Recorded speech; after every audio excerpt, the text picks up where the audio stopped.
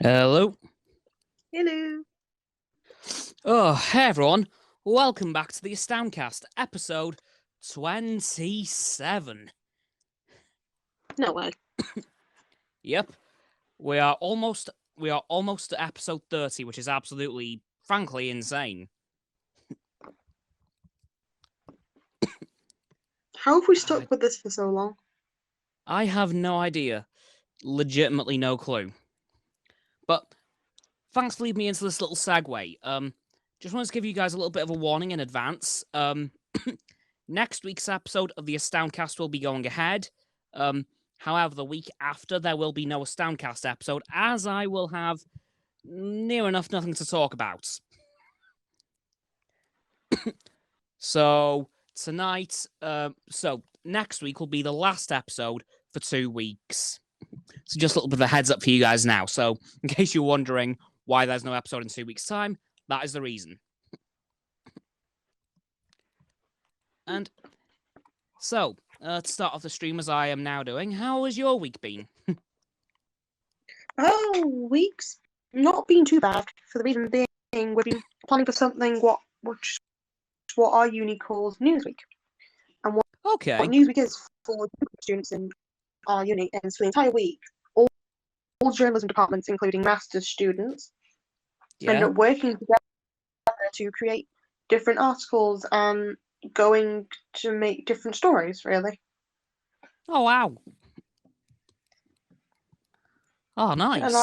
And I've got you think of your own topic as well, and if you think of something that's related to stuff, you'll try and make like a magazine out of it, because we usually do that. I've had my work in magazine before. Oh wow. I've ended up doing a slightly silly thing of thinking about, well, not silly per se. I was thinking about DMCs, and then I thought about people like the gaming community doing stuff. So now I have to write about an environmental piece about gaming, and all that stuff now, about gaming and environmental health and charities like that. So yeah, that's fun. Oh, so nice. I've been trying to email like YouTubers who I've seen have done stuff. So it's just sending them like a similar email.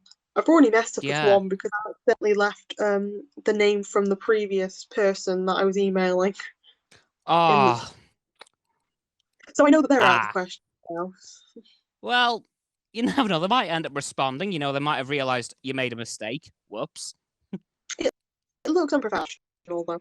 I mean, funny enough, like, True, but YouTubers are still people. Like, professionalism isn't everything to a YouTuber.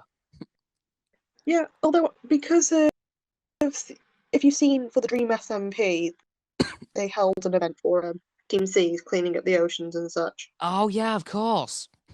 Yeah, I emailed Dream to ask if I could get like a mini interview or a statement or something. Wow. Aiming for the big guns. Respect. I mean, I'm aiming for like an 1,000-word article here. So, and if I can record if I can get an interview, great. Yeah. Because it'll be like, I'd be able to also post that as a digital piece. I would be cutting stuff out, obviously, try and edit that. And I'm very grateful. But if it's just like a statement that you could give about the situation, about him raising the money, and then that'd be good too, because that's what I asked. But to be fair, I'm not expecting like answers being like, yeah, sure. Because I've already had a minor rejection from Team C's themselves. Yeah, but I emailed Team C's asking so, and they said that. Yeah, well, they emailed back today. Funny enough, I emailed them yesterday. Whoa! Emailed back today saying that they were very happy that I was working on stuff for the university, but they couldn't properly do like an interview or something. So they sent me a link to the websites of the charities that they're working with, which is useful for me anyway, because I needed the information and stuff like that anyway. So I just the YouTuber thing is the main thing I need to do, or I find a Twitch streamer. Yeah. Well, let's hope and pray that Dream responds. Come on, Dream, you beautiful green man. If not, I'm not actually. I don't mind, to be fair. I'm up for anybody who's doing something gaming related for Team Seas, and I will interview you and put your links into the article anyway. So it's not a big deal. Yeah. So anyone who is working with Team Seas and is doing gaming, yeah, pretty much. Yeah, that's my issue. How are you doing? I've not been too bad, to be honest. I've had a bit of a busy week being in work again and college and, well, going back to college. But honestly, week's not been too bad. Nothing spectacular, but nothing like it's been an average week. Yeah, it's been a middle of the road kind of week. Yeah, fair. Yeah. Now onto my regularly scheduled motorsport section. And I'm going to start off as I always do. Wait, actually, I'm going to switch things up because tonight, as I have recently found out, is the NASCAR Cup Series season finale. Oh, right. Yeah, it is actually the final race of the season tonight. So best of luck for all 4 drivers fighting for the championship, namely Kyle Larson, Chase Elliott, Denny Hamlin, and Martin Truex Jr. in the fight for the championship. But unfortunately, 3 of those drivers are a bit of a disadvantage, as Kyle Larson, Denny Hamlin, and Martin Truex Jr. had their cars fail the pre-race inspections, and as a result, have had one pit crew member ejected from their team for this weekend. Oof, not nice. So the only person who has a full pit crew to their name this weekend in the Championship 4 is my championship hopeful, Chase Elliott. Will that seem to a second title in a row? Who knows? Although Kyle Larson's performance lately, it could go either way between those two. I hate to say it for Martin and Denny. No offense to them, can't see them winning it, but I think it's going to very much be between Kyle and Chase. So best of luck to all 4 drivers, however. Hopefully we will have a champion by the end of the night. But yeah, I just realized that a couple of days ago. I thought, it's the championship race. Oh no, I thought we had a few races left. Ooh. Yeah. But hey, live and learn. It's my first time watching NASCAR for an incredibly long time. Yeah, that makes sense, at least. So, but yeah, best of luck to all 4 drivers. Now, over to the world of Formula 1. As I mentioned in today's video, this weekend is the Mexican Grand Prix. And somehow, before the race has even started, a controversy has already made itself known. Yeah, I have mentioned this to you before the beginning of this stream, but I'm going to talk about it now. Yukitsunoda, of course, the Alphatauri rookie for this season, is admittedly very unfairly in trouble with the big bosses at Red Bull, namely Christian Horner and Helmut Marko, for something that literally wasn't his fault. Now, to elaborate on what happened, Q3 yesterday. By the way, Yuki actually made it into Q3, so brilliant job, Yuki. Well done. His engineer was reporting that Checo Perez was coming up on him very quickly, so advised him to move out the way to not mess up his lap because, team orders, la da da da da. And then, as Yuki got out of the way, well, as this track hasn't been used for 18 months, considering that it was a COVID hospital, there was a lot of dust on the track. And when he moved out of the way, a lot of dust got kicked up. Checo got distracted through, honestly, no fault of Yuki's because he was just following orders. So Checo got distracted and messed up his lap. And then Christian Horner, in a post-qualifying interview, said to, I believe, Sky Sports F1 UK, that we got Tsunoda today. Oh, that's not fair. which is a very unprofessional comment, considering that A, fellow driver, and B, he's one of your drivers that you employ, Horner. Like, he is one of the Red Bull junior drivers. In theory, he is there to replace Max Verstappen or Checo Perez one day. And frankly, after that sort of insult, I'd be telling Horner to shove his Red Bull seat where the sun don't shine. Like, I wouldn't be too happy with that. Yeah, having my last name used as an insult. Yeah, no. Nah. But poor old Yuki as well. He was absolutely terrified to go and see Christian Horner and Helmut Marko after qualifying. He was genuinely scared. Yeah. And then he actually asked a member of the press, I don't remember who it was, in a post-qualifying interview, what did he do? Like, he didn't actually know what he'd done. Oh my god. Oh. Poor guy, because he really doesn't deserve that. No. And then he has since been to Christian Horner and Helmut Marko, and apparently Helmut Marko has completely ripped a strip off of him. Oh.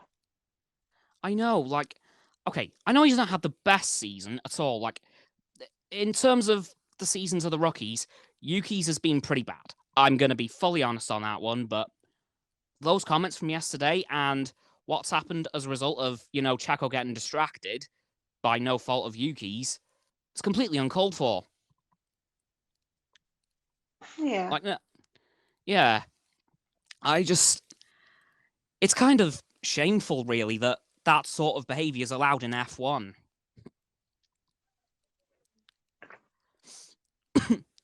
Honestly, even Franz Tost, team principal of Alphatauri, has said, no, that was in no way Yuki's fault.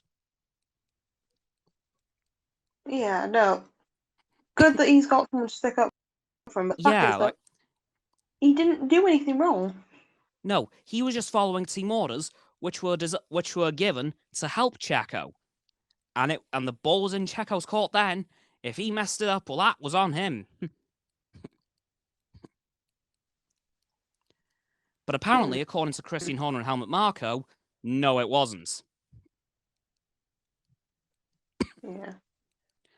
And Mercedes is also cheering for them too. Yeah. Mercedes has cheered for them on. Yeah.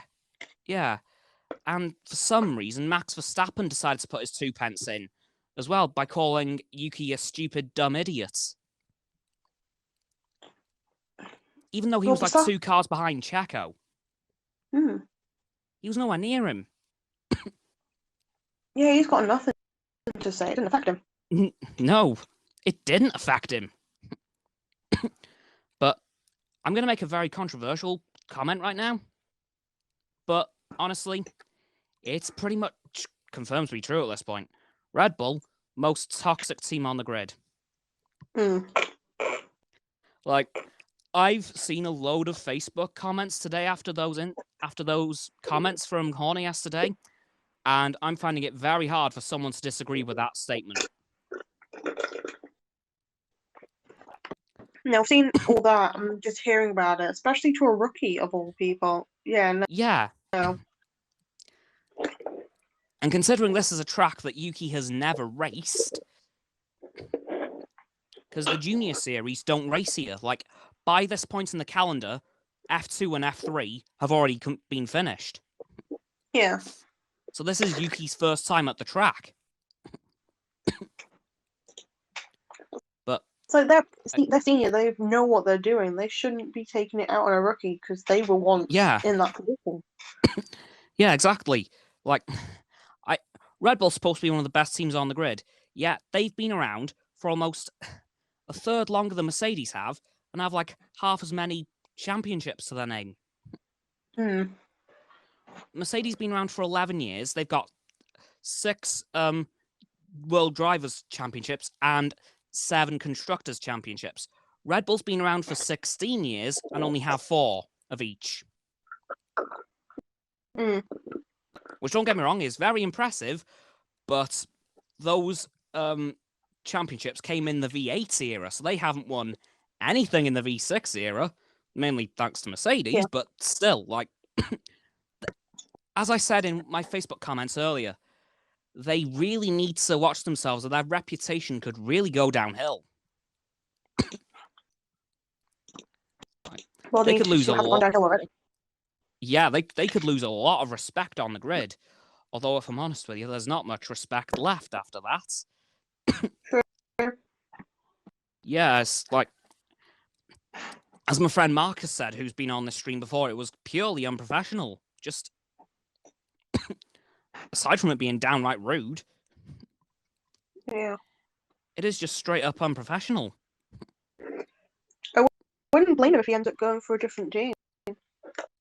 Honestly, I want Yuki to go for a different team now. Like, kid, go to Mercedes, go to Ferrari. Hell, you can go to Alpine. AlphaTauri would be fine to work with, sure. Yeah, if Alphatauri weren't linked with Red Bull so intrinsically, hell, they own Alphatauri. Oh, that's even worse. Damn it. Yeah, honestly, I just really want Yuki now to get on the podium today.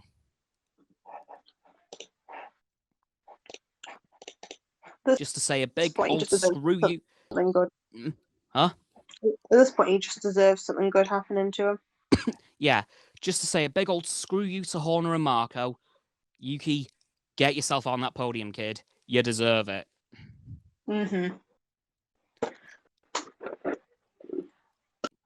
Like, honestly, I just can't believe that what has been said has been said.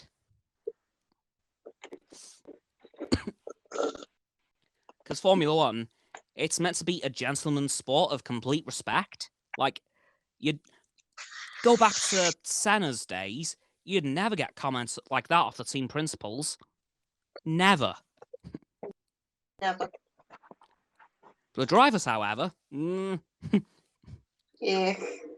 Well, let's face it, there's so much adrenaline pumping through their blood, they probably don't know what they're saying. Yeah, that's fair. Yeah, but honestly, I really hope something good happens to Yuki this weekend after that.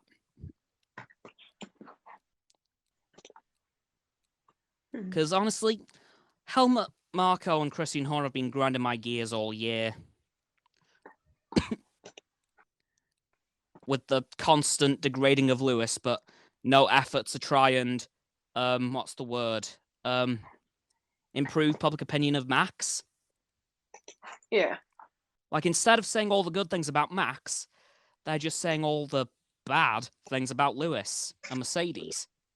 Yeah, they're going for a negative approach, which isn't helping their standing. No, not really. It's like, a few years ago, their driver academy was pretty big. They had quite a few teams under their, their circle of influence. Yeah. I mean, at one point in time, they kind of had McLaren too.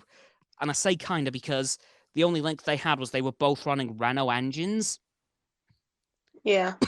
But now McLaren's gone back to Mercedes, so they've kind of shrunk back down to a 2-team outfit, which really shouldn't really be allowed. Shouldn't, but still. Like, the only teams, like, all the other teams that have other teams that use their engines aren't owned by those teams. Like, for example, McLaren uses a Mercedes engine, but they're completely independent of McLaren. No, of Mercedes. Yeah. All the other teams who use other teams' engines are completely independent, except for Alphatauri and Red Bull. Yeah. Which is another point that Marcus brought up earlier on. He said, I'm not too sure that, a team should be allowed to own another team. Because that kind of, naturally brings down the competitivity level of that owned team. Like, Alphatauri will never be able to fight with Red Bull because they simply won't allow it. Yeah. Which is why I think that if a team is going to use another team's engine, that should be where the relationship ends. Like, okay, you're using our engine. But yeah, just sad state of affairs this weekend, which is quite sad, really, because as I said in today's video, it's the last home race of the season. So I was hoping for some fairly positive vibes this weekend, but apparently that's not going to happen.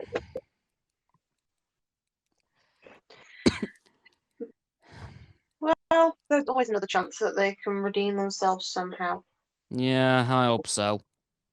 Because, I'm not going to lie, in the early days, Red Bull were a good team. Like, where? Well, I don't want to say they weren't a good team in terms of their competitive levels. They weren't brilliant in the early days, but they were a team you could respect. Yeah. Namely, in the days of David Coulthard and Mark Webber, like those two were some of the most easygoing drivers possibly in F1 history.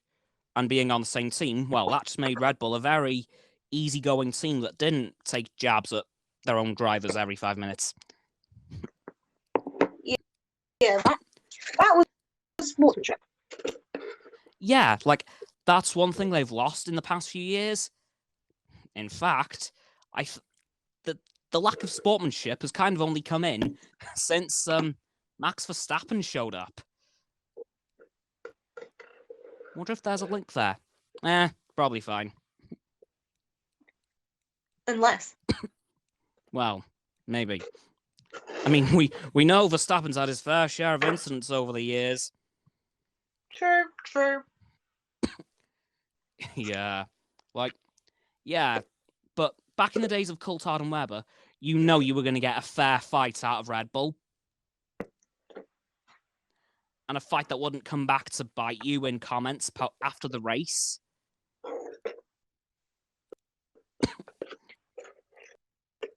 But just goes to show how much things have changed. Yeah, honestly, it has.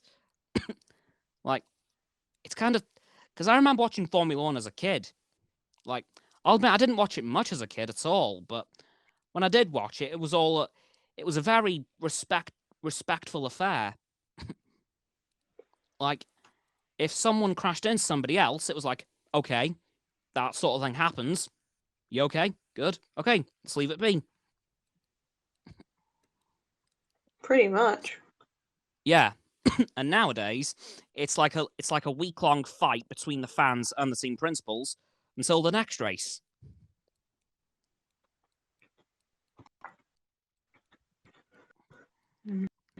Yeah. Bit of a sad one, really, because this is the first full F1 season I've watched for a very, very long time now. Yeah. And I've got to say, it's been a bit of a sad reintroduction. Don't get me wrong, I love the sports a bit. Like, again, I grew up watching F1, and in fact, I'm just going to go off on a bit of a tangent here. A couple of days ago, my mum and myself remembered that in 2008 and 10, we went to watch Formula Renault in Silverstone. All right. And we actually, unknowingly, saw some F1 drivers that day racing. Oh. For example, in 2008, we saw Valtteri Bottas win the Saturday race and Daniel Ricciardo win the Sunday race. Oh, damn, okay. Yeah, and we didn't know it. Because back then, they were just a pair of kids. And then in 2010, we saw that... I think we saw Kevin Magnussen as well. Wow. And there was somebody else who I'm currently unable to remember, but I remember. It was Carlos Sainz. Oh.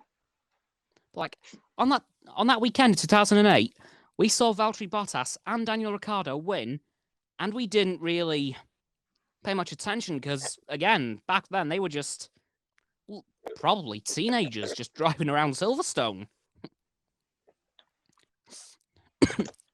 Just goes to show, really. Yeah, and of course, I think actually in the 2010 race, I'm pretty sure Jules Bianchi was there as well. May he rest in peace.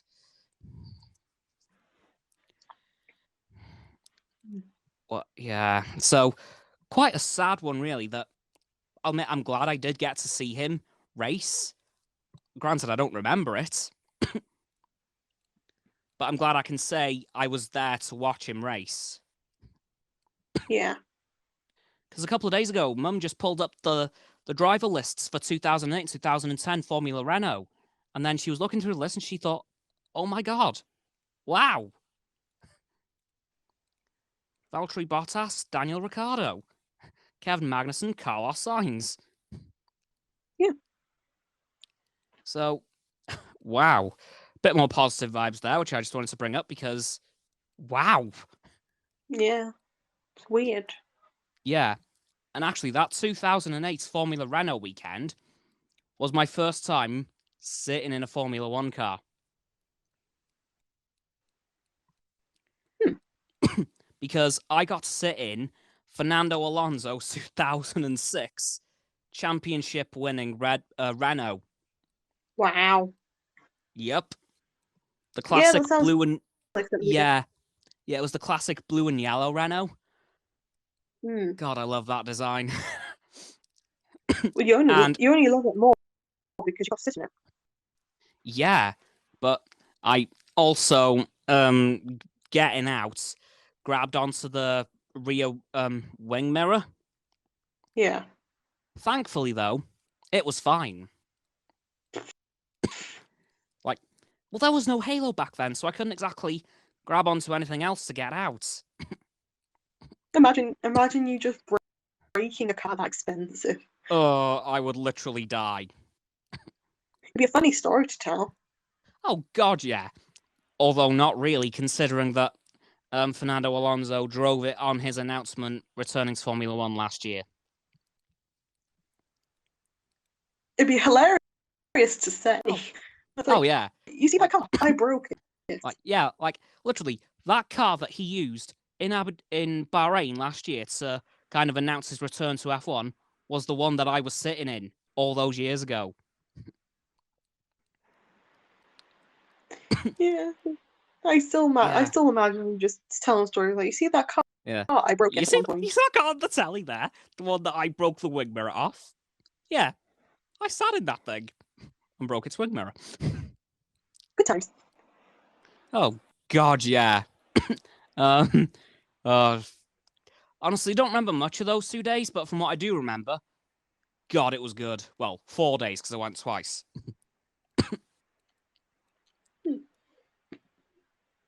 Just wish I could remember watching Valtteri and Daniel race. Oh, well, it happened. Yeah, true. But yeah. Oh, I should probably also mention that today's stream is going to be cut a bit short because of tonight's race starting at 7 o'clock. And of course, I usually end these streams at 7 o'clock, so going to have to dash away a few minutes early. Huh? And Cam wants to be an early bird and watch his race.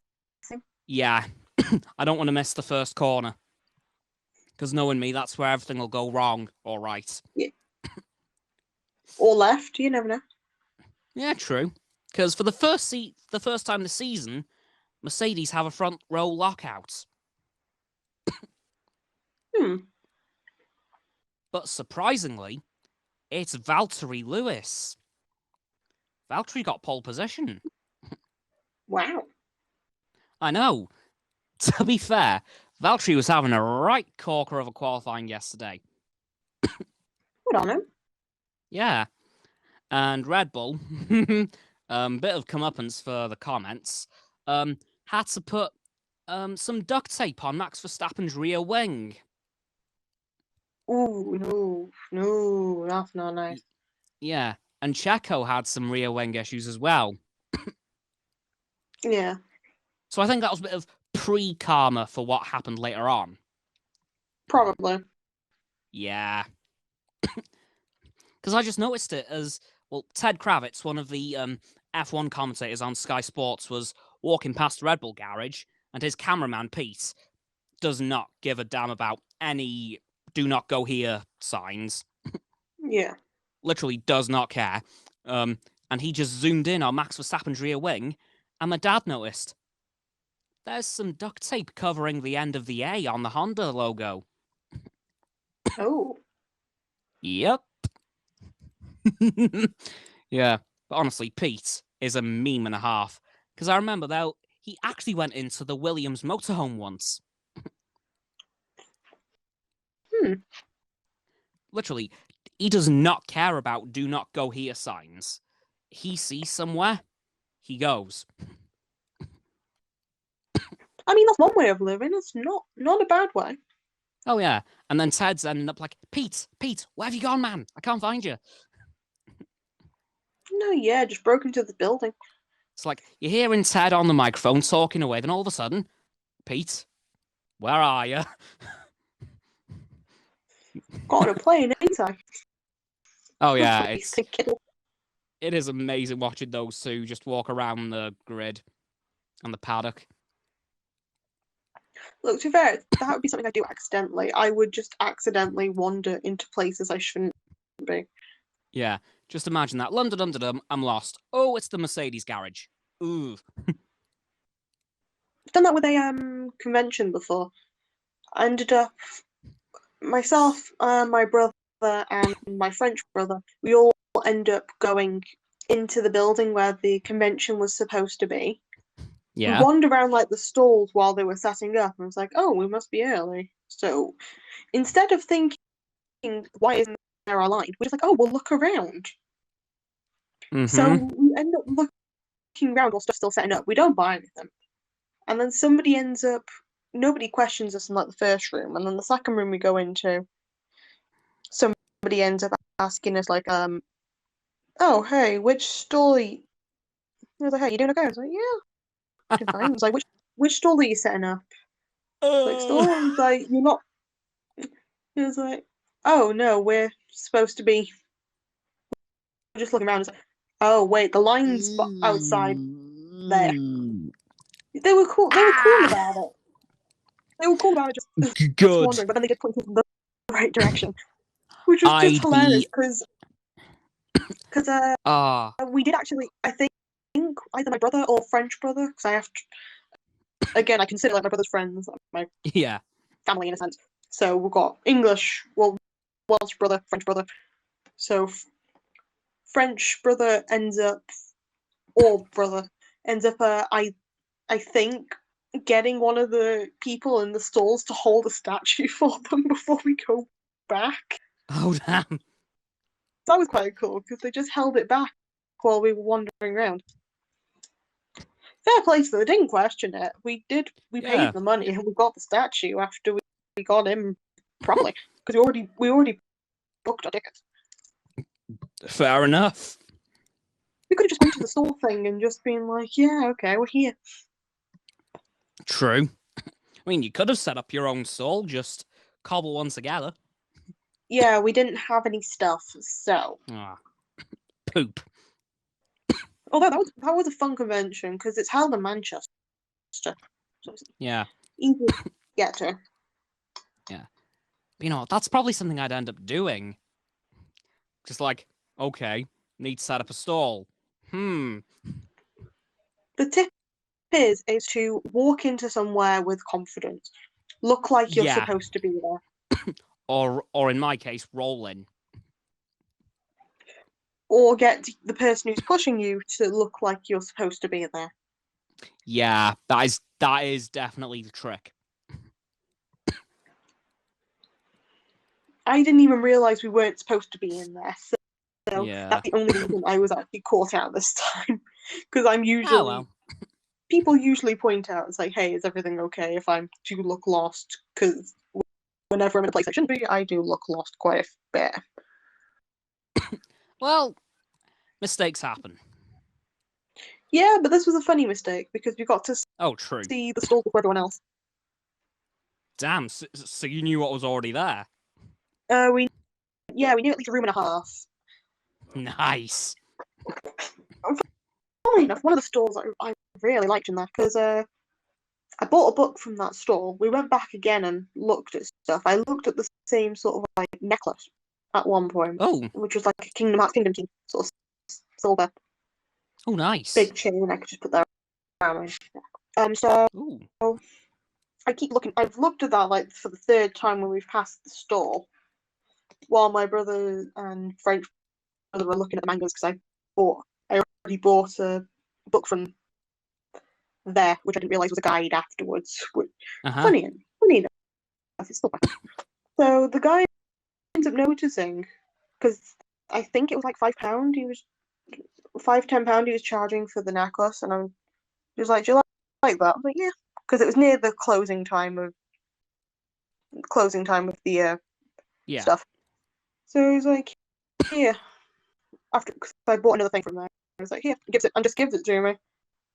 Oh, wow. You can have it. Okay, that's actually really cool. Yeah, honestly, that guy is a legend. I think I was like 15 at the time, I believe. Oh, wow.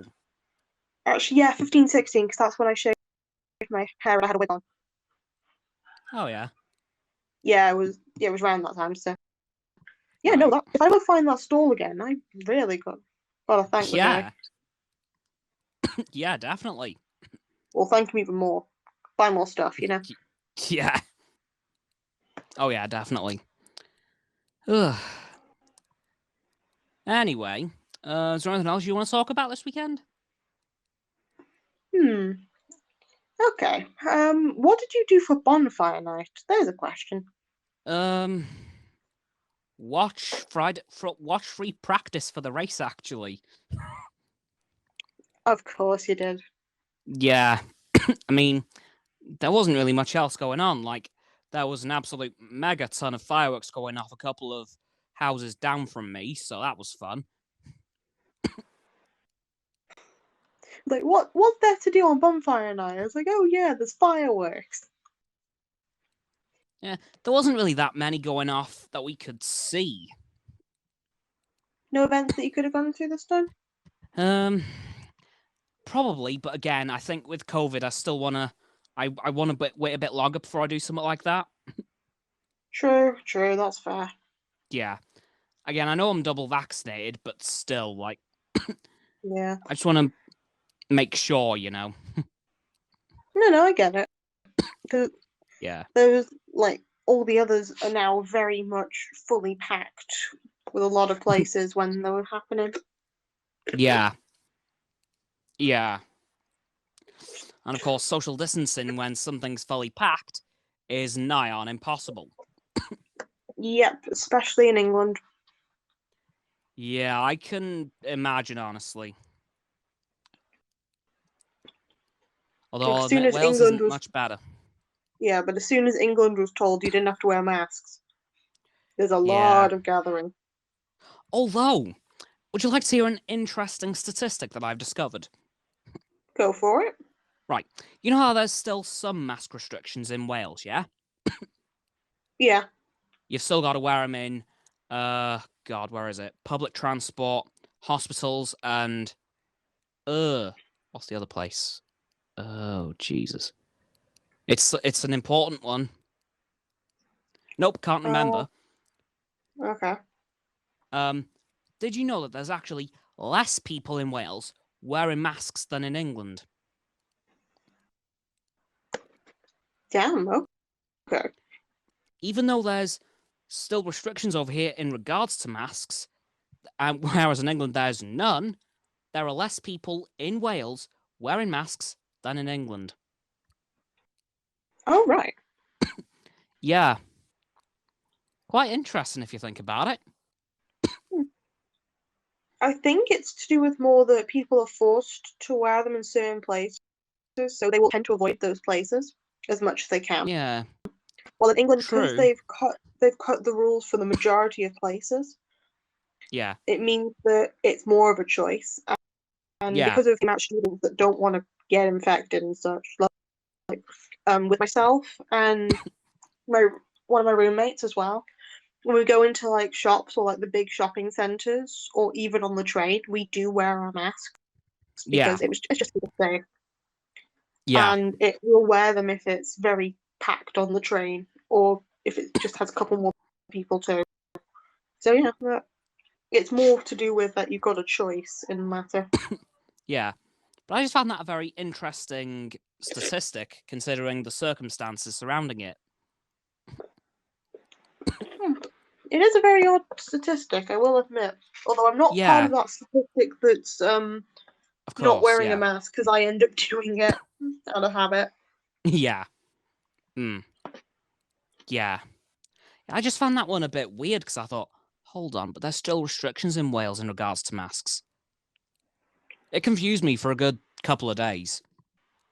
Yeah, it's to do with probably they're avoiding the areas that you need to wear masks as much as possible. Yeah. So only going if necessary. Yeah, that makes sense. But like in just supermarkets, you don't have to actually wear them anymore, but people are still gonna do it. That's the other place, supermarkets, because it's supermarkets, public transport, and hospitals in Wales. Yes, that's it. Yeah, okay, that makes sense. Well, actually, shops in general, actually. Okay, in England, you don't actually need to wear a mask in shops. No, so. Oh damn. Well, yeah. Yeah, you don't have to actually wear them in the shops. Because I remember when I went to Cheshire Oaks a couple of weeks ago, there was near enough no one. Yeah. Yeah, over here though, it's a mix between wearing and not wearing. Yeah. Like in majority of the mainstream shops, or like in the main shopping district, I will wear my mask. Yeah. When I'm inside. But in if I'm staying in there for a couple of hours, like my game shop that I go to at least once a week. Yeah. Because they're very relaxed and there's not many people at times, I just don't wear it in there because I don't really need to, and nobody else is going to, and everybody who's in there ends up finding it, so it's relatively safe versus it just being on the street. Yeah. I'll admit, I'm not wearing a mask as much as I used to, mainly because self-propelling a wheelchair is very hard when all the breath that you're breathing out is being pushed straight back into your mouth. It is easier in most situations to not wear one, because again, self-propelling a wheelchair, for anyone who does know, is very hard to do without a mask. So with a mask makes it bajillion times worse. So I'll admit, I do still wear one. It's hard enough to push you with a mask on. Huh? It's hard enough to push you with a mask on. Exactly, yeah. And self-propelling, it's hard enough without a mask. Like, any wheelchair users here watching this, either on YouTube or stereo, can very much vouch for that. Yeah. It's like, I do still wear it, but I don't wear it as much as I used to. Because, as you know, college isn't the flattest place on earth.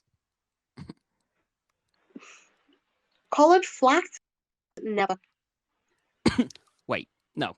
Wales flat? Never. Well, some places. Not enough places. True. But yeah, that's one thing I've noticed since the restrictions got lifted. If I know that it's going to be a place that I'm going to struggle wearing a mask, I won't, because again, self-propelling a wheelchair is ridiculously hard. I've been doing it for about 8 years now, since high school, and I still struggle. You need to work out your arms then. If it wouldn't mess up my spine, I would. Honestly, it does take so much upper body strength, it's unreal. Yeah, I can confirm. Yeah, the only upper body workouts that I can do is pushing the chair. Safely, the only thing I can do is push my wheelchair. Yeah, which is that's quite why nuts, I've been really. suggesting to you to get rockets or jetpacks for your wheelchair. Or just go over to Mercedes, yank one of their F1 engines, and slap it on the back. Now that will get me places quick. Yes, do it. Yeah. Ask them, do it. Just email Toto Wolf. Hi, Toto. Do you have an engine spare? Need one for my wheelchair. Thanks.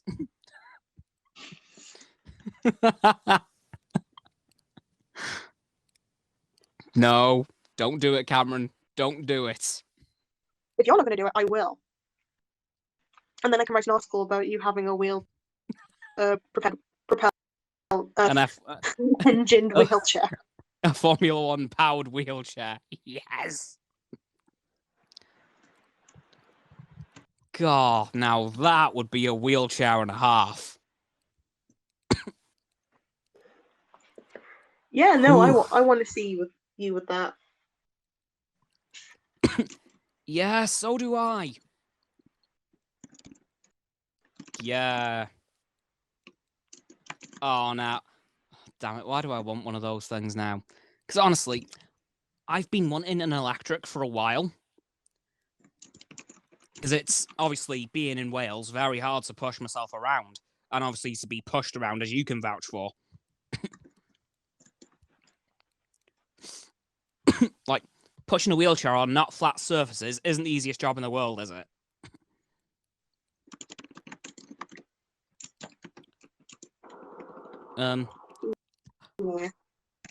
Yeah, but so I've been trying to get I've been hoping to get an electrical one someday, but they're just so expensive. It's unreal. Yeah, see how expensive they can be. Yeah, like my old wheelchair. It wasn't the cheapest thing in the world, but like it was very cheap in comparison to an electric. Although when I used to work in a charity shop at one point, they were selling a wheelchair for like £20. Really? Yeah. An electric one, or was it just a normal one? Ah, wow, that's pretty good. This was like a couple years ago now. Like, damn. Yeah, it's when I was like 17, 18. Like 20 quid for a wheelchair is an absolute steal. Yeah. Like, whoever bought that, you've got yourself a really good bargain there. I mean, then again, we had like sofas in that too, so it was just it was fun to just move the sofas. Yeah, but yeah, I'm sure I'll get an electrical one someday. You might just pay for it yourself with the job you've got. Maybe, yeah. Take a few years. Better than nothing, better than nothing. True. I'm sure this one I've got now will hold up till then. Right. Yeah, with the wheels. Yeah. I'll admit, this wheelchair's got a couple of issues. It's got, I'll call it some sealing issues, because I've only had it for, pardon me, just over a year now. But it seems to be holding up pretty decently. Like me. Huh? The chair doesn't like me. Yeah. Well, it's vastly been improved. It's been a little bit modified since you last wheeled it, so it should be a bit better. So we're going to have to test that at some point. Yeah, we have done some modifications. But no jetpack. No, sadly no jetpack. Shame. Yeah, I know, but at least it's a bit easier to push now. Hopefully. Ow. Oh, stiff back. Oof. Yeah, that happens to me way more often than it should for a near 20-year-old lad. Seems to happen with a lot of people. Yeah, I think I'm like 20 coming on 90. Hold up, wait a minute. No, you're 19. Oh yeah, 19 coming on 90.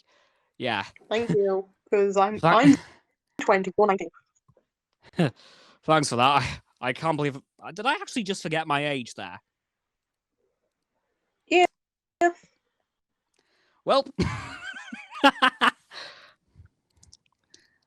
Let's face it, that's probably the most Cameron thing to happen on this stream. Look, I'm not even surprised anymore. I could call you 57 and you'd still accept it. Yeah, Yeah, I wouldn't even bat an eye. And then about midnight that following night, I think, hold on a minute. Anyway, do you want to get this wrapped up because your time is near? Yes, indeed it is. Thank you for that. Right, everyone. Thank you all for coming to the stream if you've watched on stereo. Or thank you for rewatching it if you're watching this on YouTube tomorrow. If you're here on stereo, don't forget to give me a follow here. Don't forget as well to follow Roxanne here as well at Roxo. Or if you're watching on YouTube, don't forget to subscribe to the channel. The subscribe button will be just below the video title. Big red button unless you've already subbed. Then it's grey. Thanks for that, by the way. Don't forget as well to subscribe to Roxanne's channel at Mianette. The link to her channel will be in the description along with Frost's Instagram. Don't forget as well to follow me on all my social medias, Facebook, Twitter, Instagram, and TikTok. And don't forget as well to follow Roxanne on her blog. And that'll do it for the stream, unless... Give me a second. Okie dokie.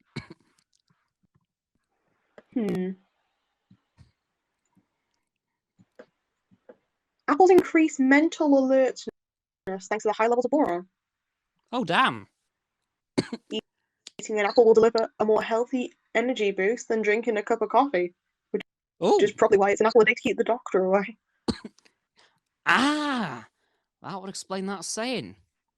Yeah. And on that absolute bombshell of a fact, I will say I will see you all tomorrow for another YouTube video, and next week for another stream.